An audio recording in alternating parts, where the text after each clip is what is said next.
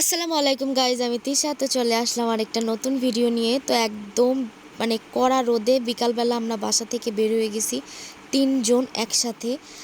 আর রোদের এতটা বেশি আর কি তাপ লাগতেছিল, যেহেতু এটা হালকা মিষ্টি রোদ, বেশি একটা তাপ না, কিন্তু তাও কড়া টাইপের ছিল। তো তাকাইতে পারতেছিলাম না। তো আজকে আমরা যাচ্ছি শ্যামনগর আর কি পার্ক, যেটা আর কি পিকনিক কর্নার যেটাই না বলি না কেন। তো ওইখানে যাচ্ছি তো সুলাইমানকে আর একটু বিনোদন দেওয়ার আর কি জন্য। তো যাই হোক, ওয়েদার মাশাল্লাহ অনেক সুন্দর। হালকা হালকা গরমও লাগতেছে, যেহেতু মোটরসাইকেলে যাচ্ছি। বাতাসে বোঝা যাচ্ছে না, কিন্তু দাঁড়াইলে কিন্তু গরম লাগতেছে এমন।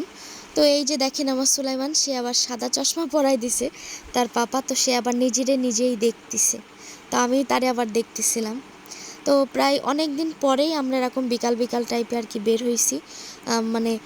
আমাদের বের হইতে হইতে কোনো দিন এমন হয় যে আমরাও বের হইছি, আর হায়েস্ট গেলে 10 থেকে 15 মিনিট পরে মাগরিবের আজান দেয়। তো আজকে আমরা একদম ফুল বিকালবেলায় বের হইছি বললে চলে।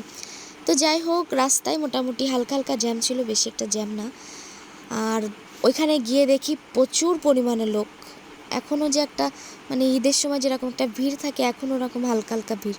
তো এই যে আমার ছেলে সুলাইমান, মাশাল্লাহ, তার কত কিউট লাগতেছে, তাই না?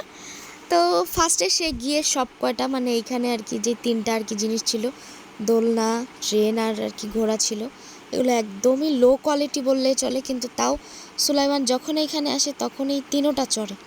তো সে আর কি তারে চড়াই নিয়ে আমরা এই পাশে হাঁটতেছিলাম।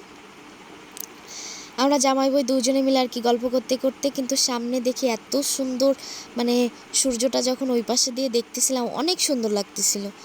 তো আমরা এই পাশ দিয়ে হাঁটতে হাঁটতে আমরা এই যে এইখানে আর কি নৌকা আর কি আগে চলতো, কিন্তু আজকে দেখলাম এটা চলেনি। তো সেখানে বসেছিলাম, আর এখানে অনেক সুন্দর বাতাস হচ্ছিল। তো তার মধ্যে আমরা আর কি ওই শ্যামনগর থেকে আর কি একটু গোশের চপ নেই, তো সেটা আর কি ওখানে খাওয়া দাওয়া করি।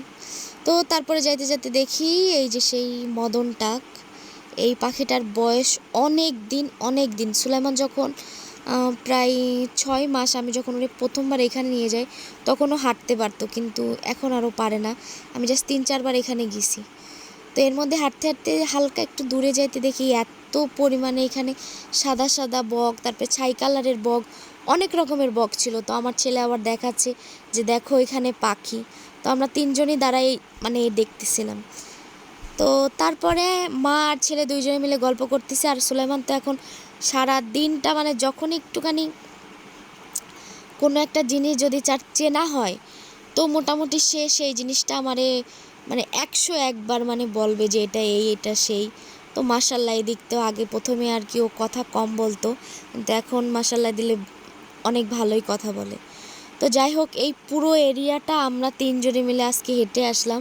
আগেও আমি সেই প্রথমবার আর কি পুরোটা ঘুরছি, আর আজকে তো প্রায় এর মধ্যে আমরা যেই আমি 3-4 বার যে কয়বার আসছি না কেন, একদিনও ঘুরিনি, আজকে আবার ঘুরলাম।